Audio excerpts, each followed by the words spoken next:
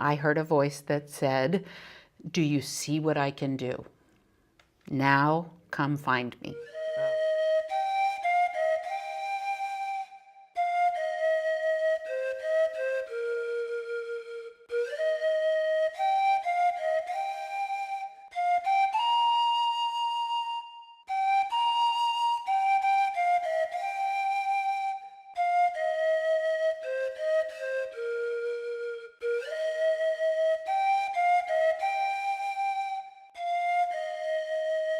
And welcome to Why We Are Christians. My name is Katie Philpott, and we are back for a second time with someone I am now getting to know even better than I used to know, and her name is Celia Chamberlain.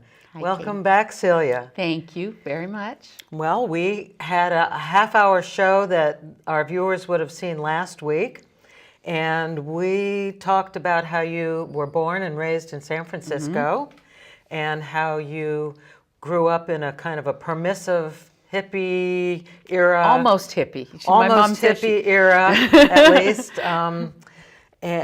And that you had very little concept of religion and God, and we took you, or you took us, all the way through to college and meeting your current and only husband, Yes. Clayton. Yes. And how you came to have your first child, Cameron.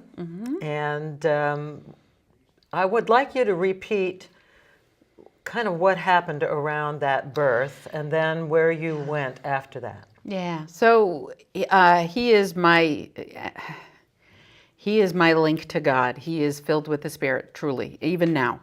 It was his 10-week sonogram, and we had had a hard time getting pregnant.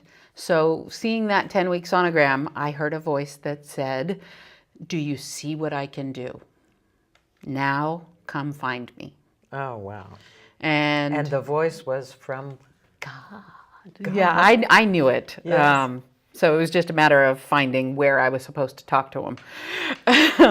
And like I said, we went to temples, we went to churches. We had found finally, after 3 years, our home church. Okay. What became our first church. And that was New Vintage Church up in Santa Rosa. Santa Rosa, okay. And started volunteering in the preschool ministry. Yes. With my older son, Cameron. Reading the little books about Jesus to all the kids, to the volunteers. I was the assistant because I wasn't a believer yet. Did they know that? Oh yeah, Okay. I was Very honest, good. but Very I good. was a seeker. So Yes. and that's what I was doing. And I wanted to know. I wanted to be sure I knew what they were telling my son. Sure. So that it wasn't anything wonky. No cults here, please. I had no idea. I mean, I grew up not knowing anything about the Bible, about religion, Right. other than what I got from my Aunt Kathy And she was Hearsay. Lutheran in Minnesota. in Minnesota. found So out. Okay. distant. She planted the seeds, but now I'm exploring on my own. Yes. And owning it on my own. So I started reading the little books about who was Jesus and how and that's where he got me. Okay. Right there. So I had my preschool education on Jesus right there. And I came to believe. And we joined a small group, which small groups have always been instrumental in our own growth. Okay. So we joined a small group, and again, my husband, just like our first time going into church, he said, "Don't say anything." Okay. And I was like, "Honey, that's kind of the point of a small group." He said, No, don't say anything. Oh, really? What was he afraid of, do you think? Honestly, I don't know. He came from a background. His mom always told him, "Don't trust anybody." Oh, my. That was the one overarching message about everything. Don't trust anybody. Rely on yourself. Okay. Don't trust. Don't trust. Okay. Which is contradictory to where we were headed. Yes. And he says, I'm the one who dragged him to church the first time. So, so we started to get to know our small group leaders were incredible people, and we're still good friends with them. And that small group really, really stretched us and made us grow. And even Clayton, yes. he started opening up. You know. And when you went home afterwards, what was it like when you would leave that group and go home? It was interesting. We always had things to discuss. It was really a good time. I mean, we were changing. We could see the changes. Yes. We could see the faith growing, and we could feel the difference from before and after. Really, truly feel the difference. Money for me was always hard, so the giving, the tithing was a big deal for me. Just being able to open the hand and trust. The good times were easy. You don't have to worry. Right. But you know, then it's not like we were ever on the street. But you know that the money is tight right now, and that's hard to give at that point. But that was when we had the most growth. Was when we gave in spite of. Okay. And we learned. We saw examples of people who gave even in hard times. Our small group leaders. Right. Any need they had, they were so open and generous. They would share with everybody, and any need they had was met. Because they prayed about it, and they were honest, and they talked to God, and if they prayed about it, I mean, you know, sometimes God says no, but if it was an important need, it was met. It was a huge, huge deal for me, especially, but also for Clayton. He says that he, you know, because he was always in sales with that roller coaster, he told me early on, it's always going to be like that with him. You know, we'll have really good years, and then it's like a... Right.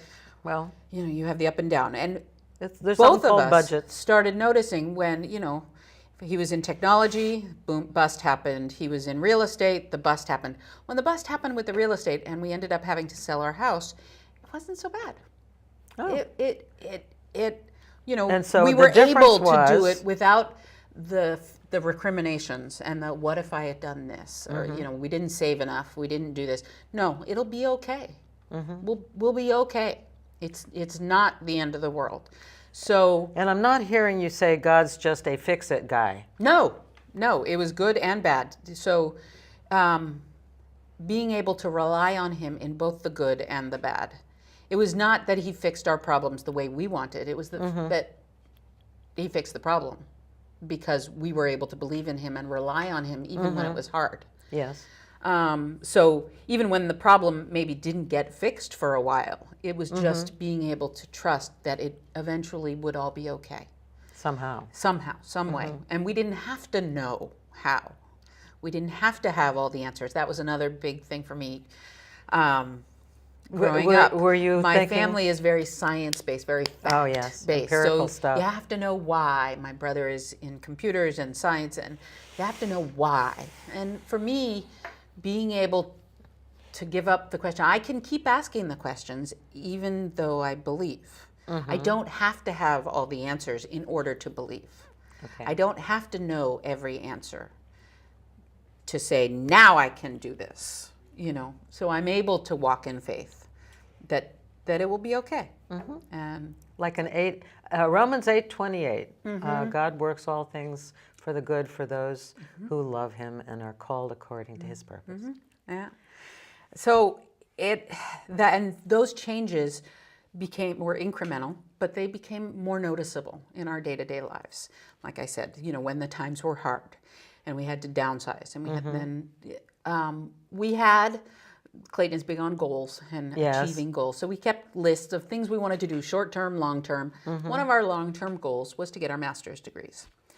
Okay, and now masters in ordinary stuff or masters in, I had no idea. Something else? I've always been a teacher, and that's my bent is always toward teaching Now others. that was your undergraduate degree? My bachelor's was in child development, school-age children, how children learn. Okay, that's well, always that's part of it, yeah. Yeah, my favorite moment in teaching is that aha. So my goal is always to get to that. What's the best way to get to that? So I knew it would probably be an education. We started talking, and I told Clayton that I wanted to do it at a faith-based school. I needed more than that preschool education. I needed my foundation. I needed to know what the Bible was and what it meant and the historical background to it. I needed to be able, especially with my family, to Yes. defend. Because now you were going to, We've your got a big family of origin. Sorry, I skipped. Your family of origin, yes, I understand, needing to defend. Yeah. So my preschool education, I came to believe we were both baptized together in 2007. That's 11 years ago at this Yes. filming. So my biggest recollection about being baptized was Yes. that it was cold. It was cold. Was it inside a church baptistry or was it outdoors It was somewhere? just outdoors. They had the little baptismal pool, and they filled it with cold water from the.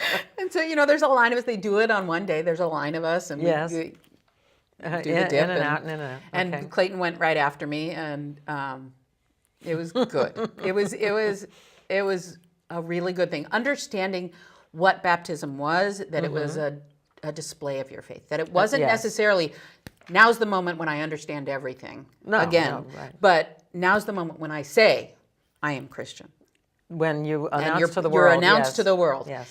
And honestly, I didn't even invite my family at that point. I Were wasn't you, ready. I wasn't you weren't ready. ready for them to see you do Yeah, this? I had talks with my pastor and and with Clayton obviously, and I would say, Did this anyone is film holding it? me back. This is holding me back. My family is what's holding me back. And my pastor finally said to me, "How old are you?" How old are you? Are you an adult?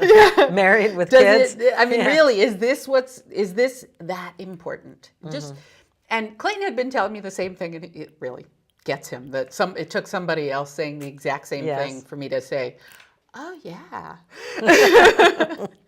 So I was able to at least say it to my church family that I believe. Yes. That I'm, and soon after I told my family, and exactly what I expected to happen happened. My mom says she felt like That you had, she had Yes. to tear her chest open to understand me. yes. A little dramatic. A little bit dramatic. Remember, she was in theater. Yes. So, Like ripping one's clothes in yeah, the Old Testament yes, in sackcloth and exactly, ashes. and the wailing and gnashing wailing of and teeth you and- are now dead to Yes, me. exactly. I don't, And you're the hair out of cloth. my, I don't know who you are anymore. You're a Yes. completely So different we had, person. I yeah. don't understand. So as I said in the last show, we had the guilt in spades. So she worked at it, which to her credit, she Okay. tried Yes. to understand. Okay. She still doesn't to this day. She says, I just can't wrap my head around it, but I believe you believe it. So Yeah. It's a little bit better, yeah. maybe. Maybe.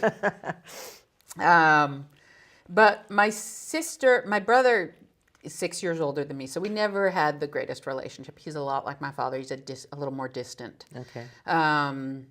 My sister had maybe the hardest time of all of them, which is interesting.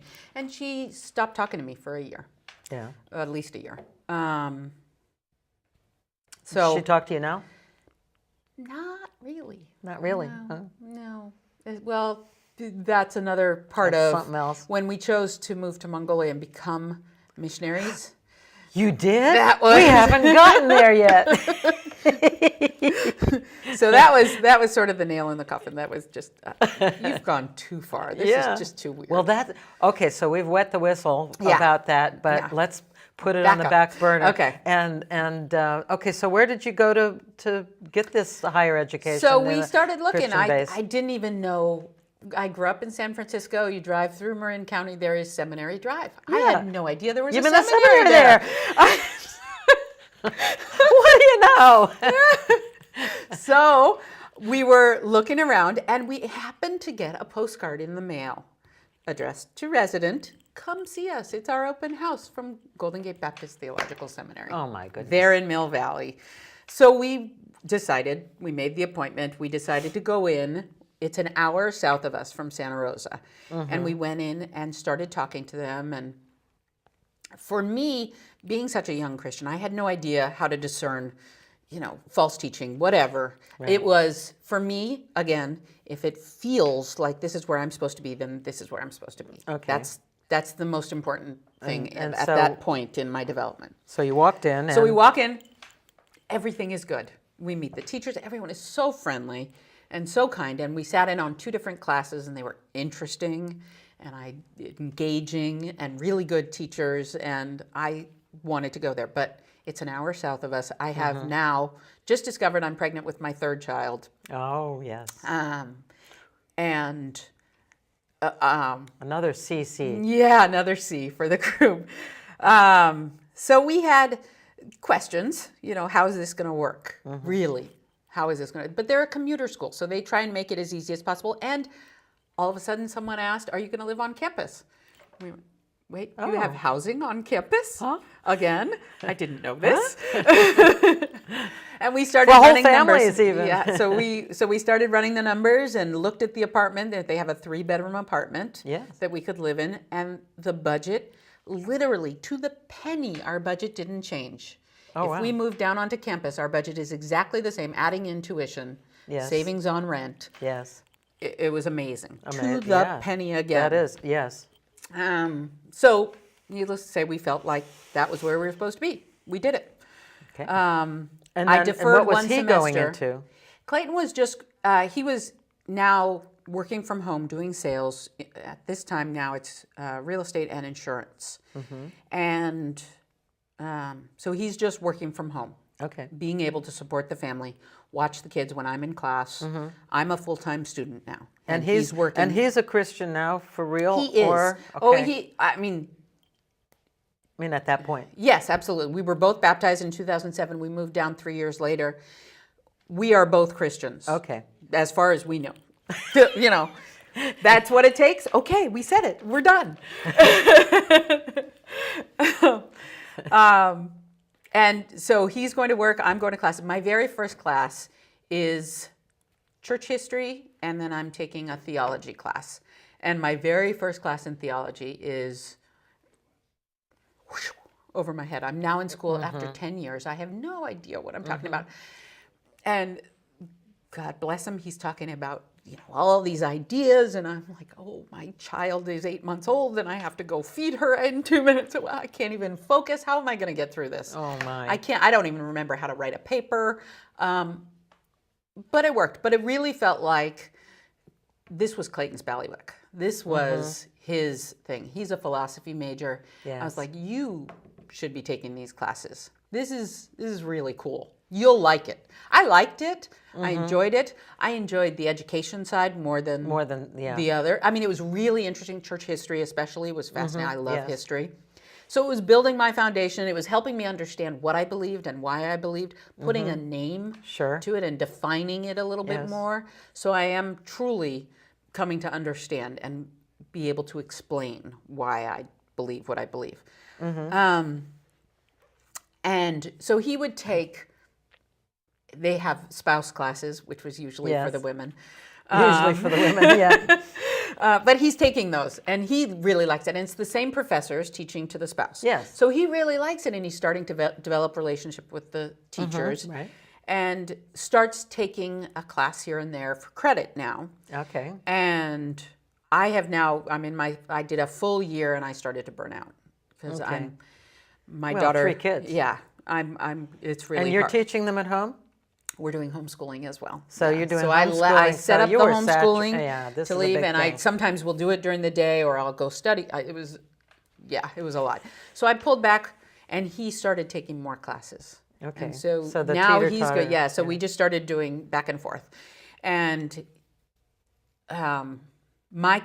his degree was a longer time period as well. The one he decided to go for, the Masters of Divinity. So he ultimately enrolled, decided to go. His degree is longer, so I'm able to pull back even more a little bit so Sure. that he can have more time in school, Yeah. which was lovely. I got a job when he started going to school more full-time. And in this time period, he also had his come business. to Jesus moment. Oh, okay. No, he's running, trying to figure out how to make money for the family down by the water. He's out for a jog, and he hears the voice now Okay. that says, that just tells him, do you really think you're in charge? Oh. of what's going on. And he said at that moment he felt like he was sitting in the back seat of the car with the little steering wheel, the child's steering wheel, Okay. pretending he's in Pretending charge of the he's- car. Yes. So it really struck him that Yeah. that he was not in charge, and he didn't have to be in charge. And so he's going to school more. He's enrolled. I get a job with the church we had joined when we moved down, Bay Marin, and I'm the admin now and working there. And he told me pretty early on that he felt like the best use for his skills, his abilities, would be to work abroad, be a missionary. Yeah. And I laughed in his face, literally laughed in his face. Said, honey, do you remember that we have 3 children? Yeah. Right. And I had no idea what it meant to be a missionary even, because I have no background in it. All I remember is the Mormon missionaries. So at some point he's got his degree and you've got your degree. Well, in the kind works, of, in the kettle. in the works, enough, and he's really committed, getting more committed to this missionary idea, right? Well, and when I told him no, he listened, obviously. But it's now on the table, and Okay. I know yeah, where what- God is leading him, Okay, and now it's me is good. fighting God. good perceptions yeah, of yours. Yeah. So I started working for my church. We had a summer of mission in 2012, and I'm the admin of the church. We had 17 families going out on short-term mission trips over the summer. And I'm the one talking to them, and I'm the one hearing their stories and what they're going to do. And these people, these are families. They have kids who are younger than mine. Yeah. And they're going. One they're family going, was going to Peru and taking the bus, and a family, we call them the other Chamberlains. They had the same last name as us. Oh, okay. And they were flying into Peru and taking a bus with their children, same age as Yes. mine, 18 hours into the mountains to an orphanage that's in the mountains in Peru. And I was like, okay.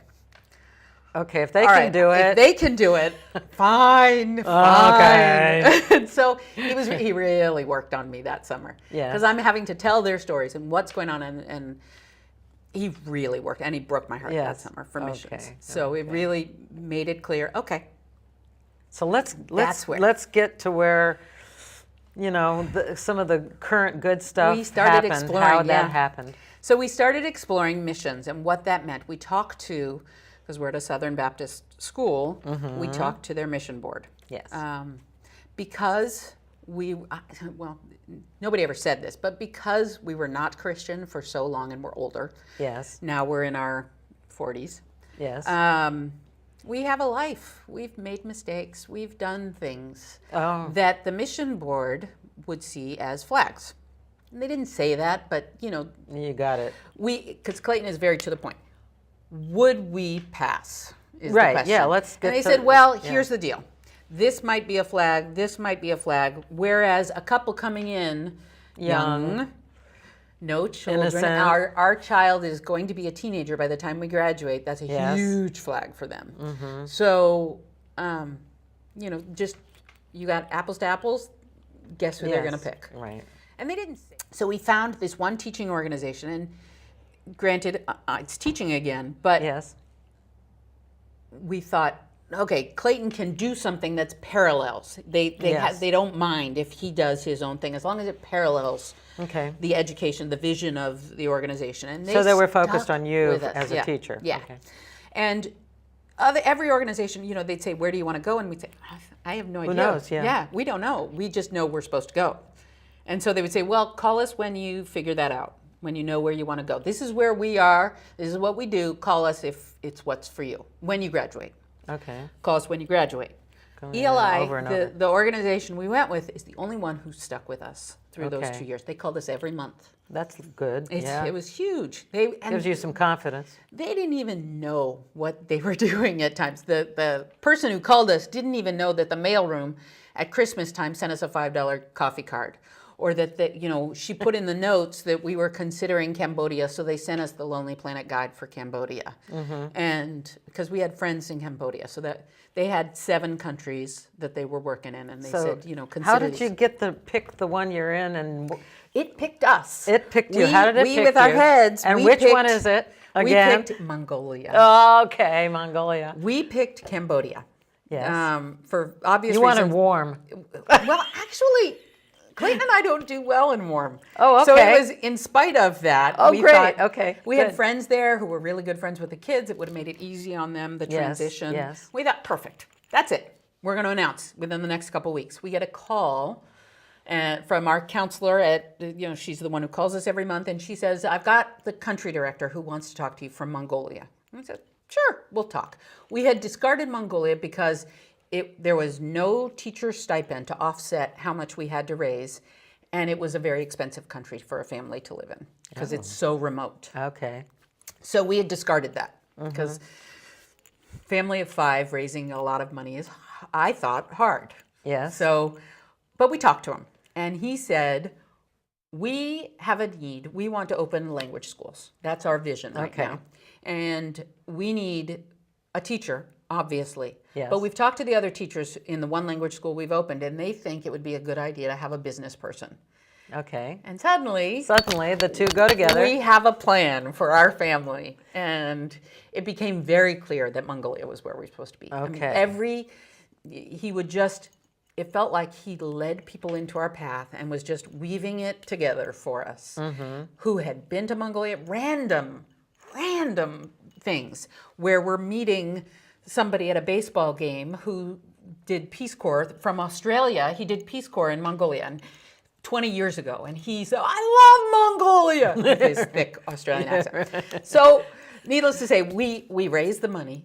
We were able to build a church partnership with 7 different churches. Including ours. Including Miller, where Clayton was a pastor. Yes. And just so grateful. And some really... And you've been there how long now? Amazing team. We have been there now 18 months. 18 months. We moved in August of 2016. Do you know what the future is going to hold for you there, or anything? We have the inklings of what he's shown us. We moved from the capital city north 3 hours, an hour south of Siberia, to a city called Darhan. And there is one coffee shop there, and it is run by a Christian family. Okay. And before we moved there, they had been praying for someone to come to town who could help them expand their business, open new branches.